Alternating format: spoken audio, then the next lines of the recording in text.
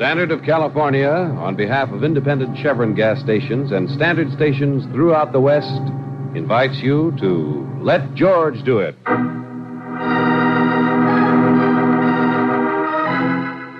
Death in Blue Jeans, another adventure of George Valentine. Personal notice, danger's my stock and trade.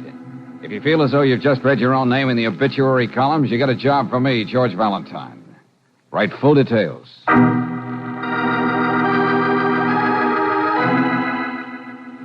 My dear Mr. Valentine, as the librarian in a small mother-lode town like Benson Flats, I don't see much of the world, but right here in my own books, I can see murder.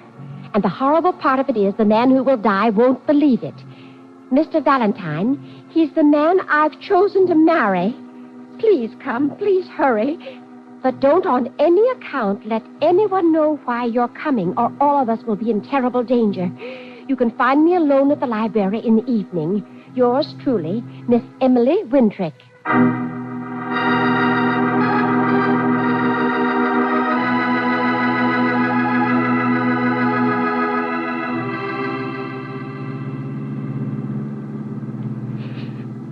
It's cold. Fresh air, Brooksy, fresh air. You're in the mountains. Oops.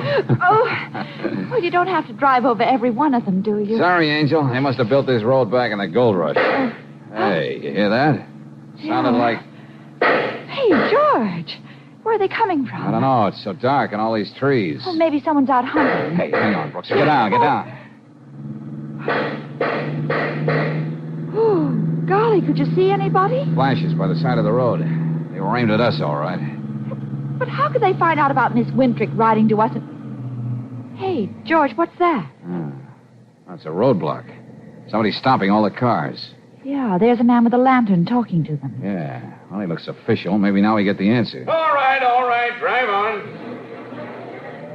Well, good evening. Well, hello, folks. Welcome to Benson Flats.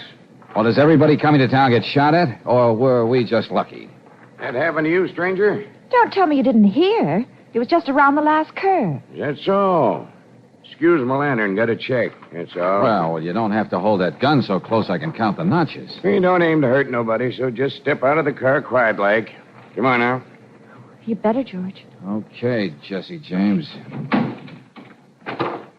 Now, do you mind telling me what this is all about? Don't be so far touchy, stranger. You need me, Pete? Yeah, Dusty. Suppose you drive the girl into town. Oh, no, you don't, Frank. Stranger, cut it out. Look out, Pete. I got him. Don't worry. Oh, now, look, little Abner, For if the you... last time, stranger. Nobody's going to get hurt unless you want it that way. What do you characters think you're doing? Just taking your boyfriend to a nice, safe place, lady. Huh? The jail.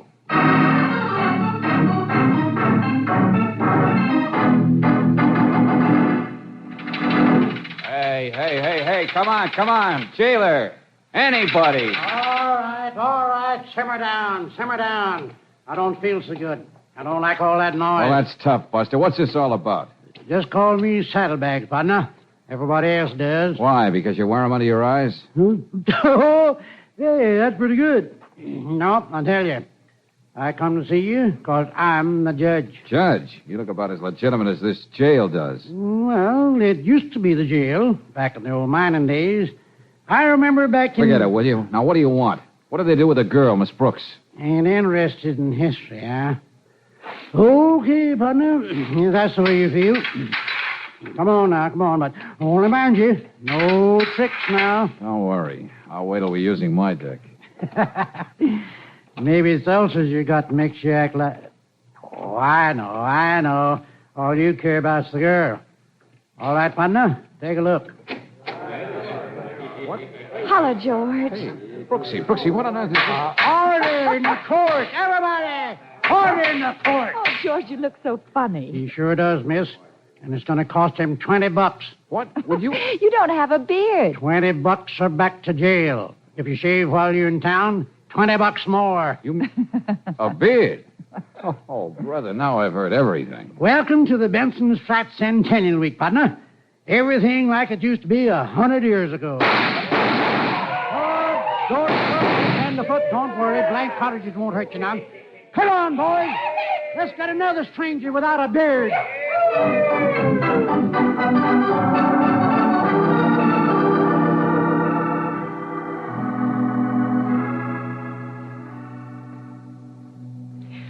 Mr. Valentine, I'm so glad you finally got here. It took him a little time to count out $20, Miss Wintrick. Shh, not so loud, please. Does one always whisper in the library, even when there's nobody around? Oh, but there is someone over there behind the magazines. Now, if you'll follow me, we'll go in here where we can talk. But take a good look at me as you go by. Yeah, all right, Miss Wintrick. There. That's why I asked you to come in this evening. Did you see him? Yeah? Tall, grinning, dignified, but dressed in homemade clothes. He looked like he was just staring at those comic books. He comes in here every night. He just sits there. He's trying to be casual, that's all. But then he takes his real books out. Miss Wintrick, suppose you start at the beginning. Yes, what does all this have to do with the murder you said you were afraid of? He's certainly not the one you've chosen. Well, I hope to goodness not. But you see, he, the man out there, is Henry Benson. Benson, like in Benson Flats? Yes, it's an old-time mining family. Only Henry's never been in town until the last 2 weeks. He's always lived in the hills alone, ever since he was a boy. Most people don't even remember there was such a person. I see. He came to visit his brother unexpectedly. His brother, who's considerably more well-to-do than he. In mining? Oh, there's very little mining here these days. But his brother is the owner of the big family house and so on. And it's the brother you're going to marry, is it? Yes. Yes, saddlebags, Benson. Saddlebags? You mean you and... Yes, indeed, Mr. Valentine. Of course, it's still a secret to everyone else, but I assure you we've already asked each other. Well, how nice. But frankly, I'm a little surprised myself, Miss Wintrick. Saddlebags didn't impress me as being, well, exactly your type. Then you've met him. Yes, we could hardly avoid it. Oh, I know he's rough and full of good spirits, but that's what I love about him. He's so... Well... Miss Wintrick, what makes you think that you... Oh, Mr. Benson. Excuse me. Why, not at all. You're busy. I'll wait. Oh, no. Miss Wintrick's just showing us around. You see, we're magazine reporters covering the centennial. You'll find most of that outside, mister. Did you want me to check some more books out, Mr. Benson? I can wait, thanks. Oh, don't be ridiculous. We still have lots of questions we want to ask Miss Wintrick. Oh, yes, of course. I'll take care of you right now. That's quite a stack of books you have there, friend. You must do a lot of reading. And you must like science, Mr. Benson. Huh? Why? Just give me back the book, please. Yeah, sure. Night, Miss Winfrey. Good night, Mr. Benson. Hey, strange, isn't he? So he's reading an introduction to basic chemistry and Beacon's Guide to... Oh, I've made a list of the others he's taken. Here it is. Every book we have in the library on poison. Uh-huh. And it's your idea from that he's going to poison his brother, Saddlebags? Oh, I know it sounds far-fetched, but Henry's penniless.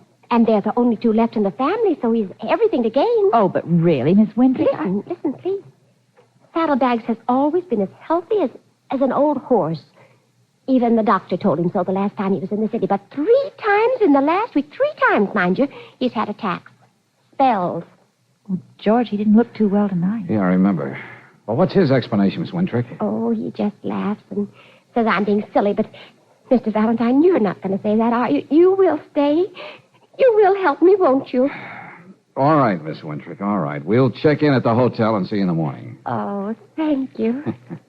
And don't let it worry you if I'm wearing a beard. Good night. Good night, Miss Wintrick. Brother, will you listen to that? Really whooping it up, aren't they? Yeah, and the little spinster sits there in her library scared to death of something else. You know, George, now I'm the one who's beginning to wonder. Uh-huh. I know what you're thinking, Brooksy. If there is anything to her idea, poison's a funny weapon for any man up here to pick, isn't it? Poison. A woman's weapon. Oh, no, she couldn't. George! I'm sorry, Angel. I didn't mean to shove so hard. But I think we'll make a complaint to the local sheriff in the morning. What's the matter? There's too much shooting going on here. Look at my coat. But... Oh, George. Yeah, that hole didn't come from a blank cartridge or from a spinster's imagination.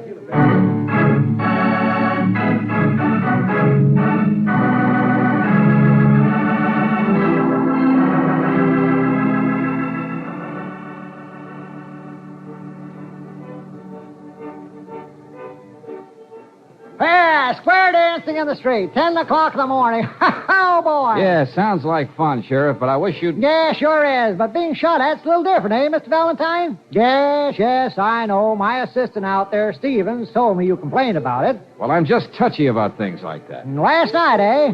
And your magazine people, he said. Not very good public relations for Benson Flats. You don't seem to take this very seriously, Sheriff. Oh, but you must realize it was just an accident, Miss Brooks. You do, now don't you, Mr. Valentine? Maybe. Mr. Valentine, you don't impress me as a man who'd be complaining about a near miss. Well, Sheriff, maybe I just want to do a little horse trading. Huh? What do you mean? We forget to advertise the bullet, and in return, you give us some good stories. You know, good local color. Oh, well, now you're talking my language. What do you know about the Benson family, Sheriff? Huh? Benson's? Why? Well, it's Benson Flats.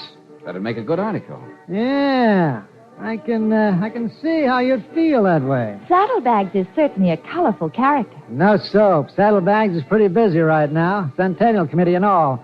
I'm not sure he'd want to be bothered. I'm asking you, Sheriff. Sorry. Can't help you, Mr. Valentine. Well, what about his brother, the big silent mountain man? There's such a contrast. I don't know much about Henry either, miss. Now, look, we thought there might be something in why he came to town for the first time in years, you know, that's all. Did you? Oh, say now. No. You're off on the wrong tack, folks. What you want is some real color, like the hang tree or... Then there's nothing you want to tell us about the Bensons, eh, Sheriff? But if there's any other way I can help, any other Hey, what's the way... matter? Hey, Sheriff. It's nothing. George! I've got Mr. Stevens! Anybody get a doctor, quick! It won't do much good, Brooksy. What? That poison Miss Wintrick worried so much about.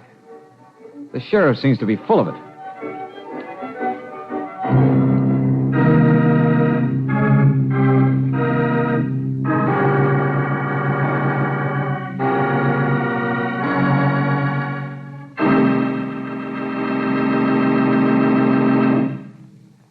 We'll return to tonight's adventure of George Valentine in just a moment.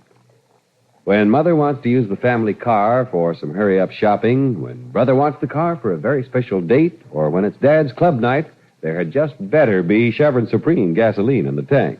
For there are no slow starts with premium quality Chevron Supreme. The moment you press the starter, you're off to a good start, a fast start. Chevron Supreme's special blending gives your car faster warm-up, too, and ping-free power on hills. Count on it to get the best out of your car wherever you drive and whatever the reason. You see, Chevron Supreme's climate-tailored, specially blended according to the time of year and to each different altitude and temperature zone in the West. For today's high-compression engines, you can't buy a better gasoline. Try Tankful tomorrow. Get Chevron Supreme at standard stations and at independent Chevron gas stations where they say and mean we take better care of your car.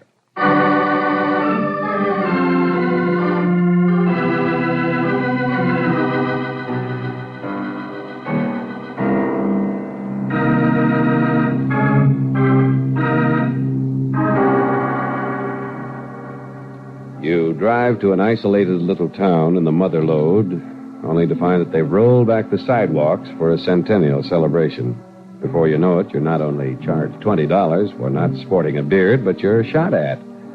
You go to see your client, a timorous spinster who fears that the man she's chosen to marry will be murdered by his brother. But it's the cagey local sheriff who dies instead. Well, when the doctor confirms that the weapon was poison, you turn the crime over to the proper authorities. But then at least if you study the primer as well as George Valentine does, you waste no time in cherching la femme. Oh, dear.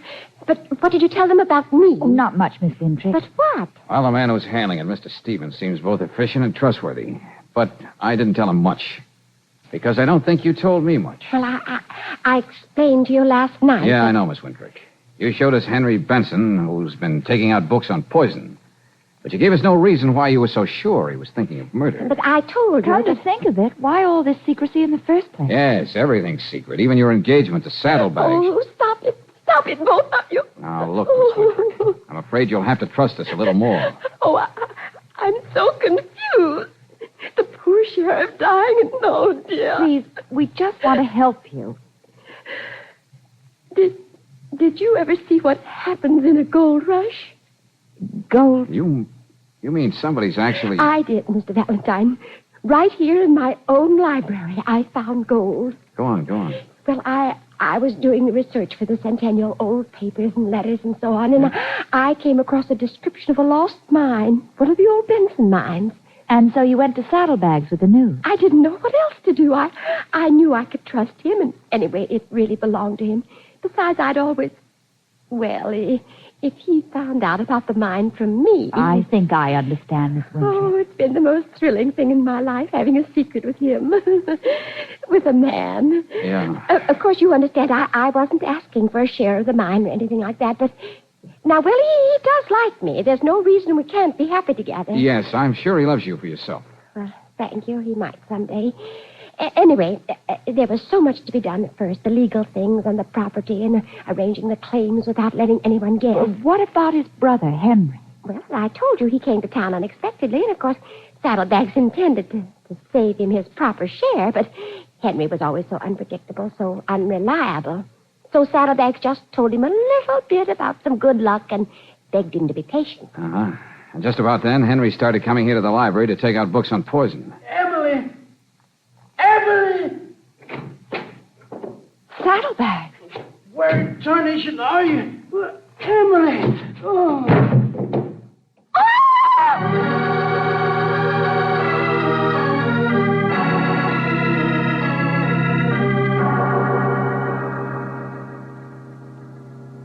Now, come on now, Saddlebags. The doctor said you should keep drinking this. Come on. No, don't taste good, Miss Brooks. Yeah, I know.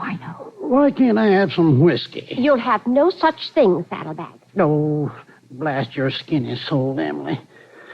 Okay. That's better. Come on. Where am I, anyway? You're all right, Saddlebags. Doctor will take you home in a few minutes. Oh, hello, Stevens.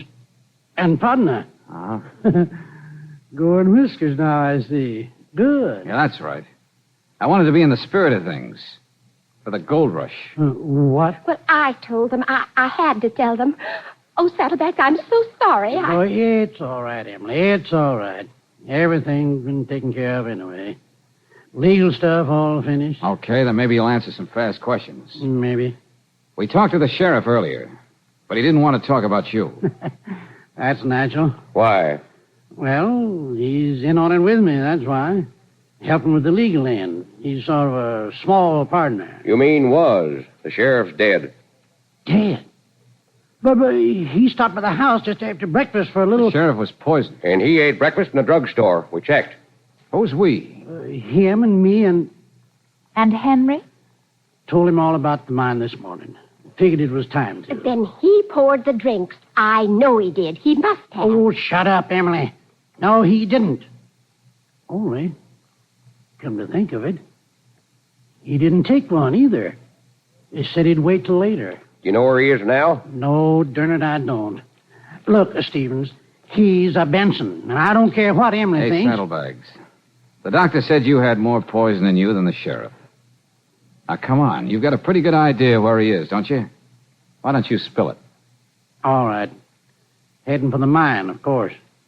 A little while after the sheriff left the house, I went into my desk to look up the papers. Yeah? Only when I opened the desk, I saw the old original letter telling about the location of the mine was missing. Yelled for Henry. He wasn't anywhere in the house. Well, I thought maybe Emily had it.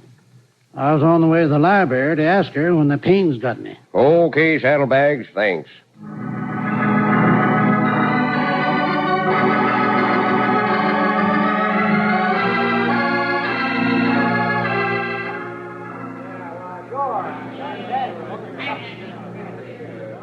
All set, Valentine? You ready? Look, Stevens, do you mind telling me what you're going to do with the rest of those people out there? You don't need that many deputies to go beating the brush for Henry. We can handle the crowd, all right. How'd they find out so fast anyway? In a little town, you'd be surprised how well folks add two and two, Miss Brooks. Here's a gun for you, Valentine. Hey, wait a second. Hey, listen to that. the designs. He's just like in the good old days. Are you sure? I said don't worry. The minute that crowd finds out it's Gold Henry's up there for, they'll forget all about him. Then we'll have the whole state of California on our necks. Okay, Stevens, but we're not going with you. But I thought... No, we're out of it. You got your crimes and you know who you're looking for. Come on, Brooksy. Okay, see you later. George, what on They earth? just don't know where to look, Brooksy, that's all. Huh? Come on, Angel, out the back way. We're going to get Henry Benson first.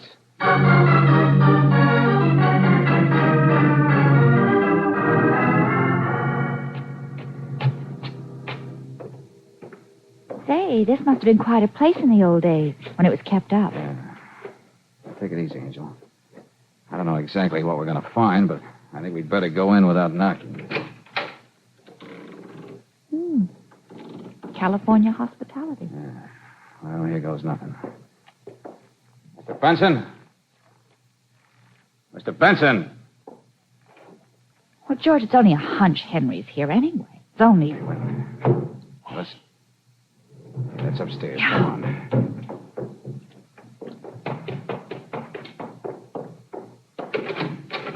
Not in here. This room, George. Yeah, there he is, all right. Oh, not again. Yeah, afraid so, Brooksy. More poison. Look, George, he's still holding a bottle. Come on, get his collar loose. Now, Must have just taken it a few minutes ago. George, the bottle's even marked. Penciled on the whiskey label. Special bottle. I guess that's it, all right. Exhibit A.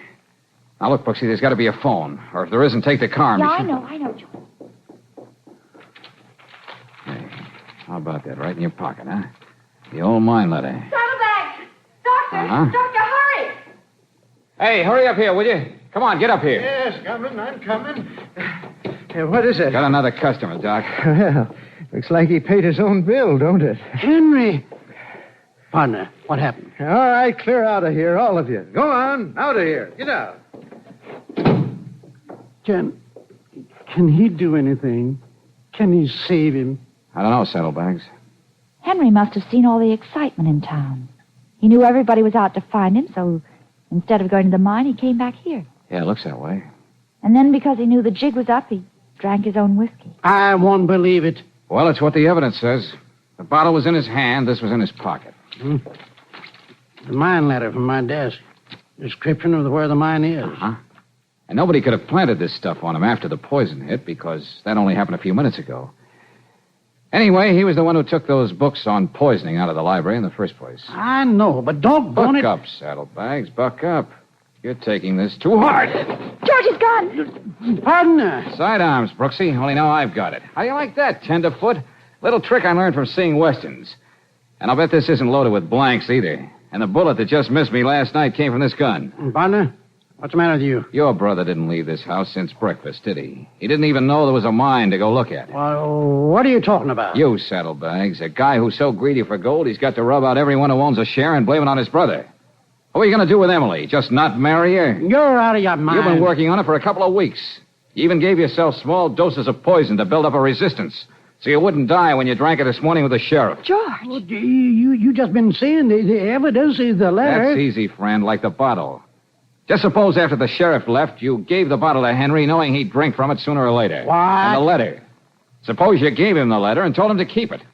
Only he never knew what was in it. Just like he never knew what was in those books you sent him down to the library to get. You're not making sense, partner. Henry, he ain't blind. No, but he's a better patsy than if he were. Because you've been keeping a secret for your bashful backwood hillbilly brother, haven't you? George, what are you driving at? That everything that happened does make sense.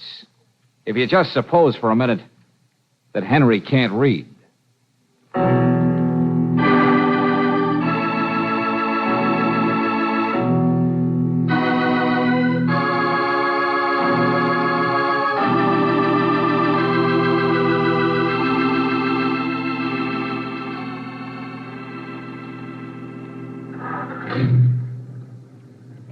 Yes, Henry took the books out by number, index number. I understand, but... Oh, well, Miss Wintrick, we have to be going. It's a long drive. But how did Saddlebags persuade Henry to run his errands for him? And why was Henry so bashful about not being able to read? Do we have to draw you a diagram? Ask him. He's all better. Henry liked to come to the library. He liked to sit there pretending he was reading the comic books. What's that? You see, Emily, he really wanted to look at the library. Oh, but you don't. Oh, Henry Benson? Do you really think so? Goodbye, Miss Wintrick. Good luck. Well, if at first you don't succeed, try again. Oh, George, do we have to go so soon? We haven't even seen the centennial. We haven't much time, Angel. Hey, what are you doing? Promoting a square that I was part of. Oh, darling.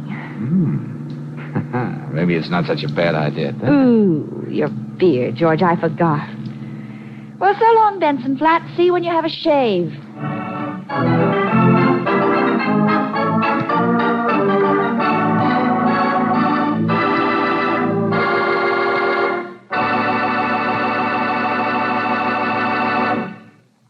If you're going away on a vacation pretty soon, you're probably figuring out just where you'll be driving each day and how you're going to spend those happy vacation hours. To help you stay on your carefree vacation schedule, why not give your car's engine the extra protection of RPM motor oil? This compounded premium quality oil cleans the engine as it lubricates. A special detergent in RPM disperses sludgy carbon particles, keeps internal parts cleaner, free of carbon and lacquer deposits. Other compounds in RPM stop corrosive rust, protect the hot spots left bare and exposed to wear by ordinary motor oils. So rely on RPM motor oil to help keep your vacation free of trouble. Remember, the extra protection RPM gives car engines makes it first choice in the West.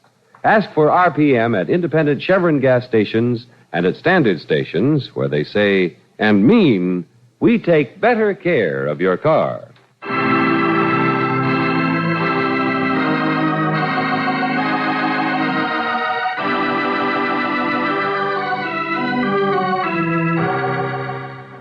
Next week, when we catch up with the very groggy George Valentine aboard a luxury cruiser in foreign waters, we'll hear... Oh. Take it easy, darling. You've been out, that's all. Yeah, sure, and the hammer works. Hey, Brooksy, the ship isn't moving. What time is it? 10 o'clock. In the morning. What happened, George? Oh, I don't know. I was walking on the deck of the Empire State Building, fell on me. 10 o'clock, huh? Well, then we've dropped anchor. Come on, quick, Brooksy, give me my coat. George, you're not going ashore. Not yet, because there's a fortune in smuggled stuff on this ship. And, Brooksy, I want to be sure it's still there.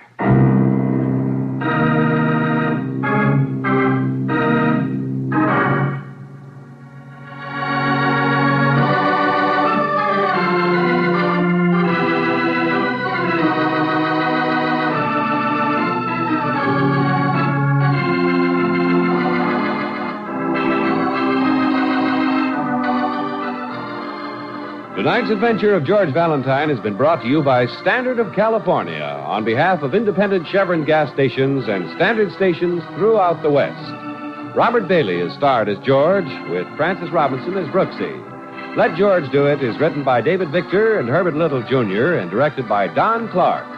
Also heard in the cast were Sarah Selby as Emily, Horace Murphy as Saddlebags, Stephen Chase as Henry, Dick Ryan as Sheriff, Ken Christie as Pete, and Jack Mather as Stevens.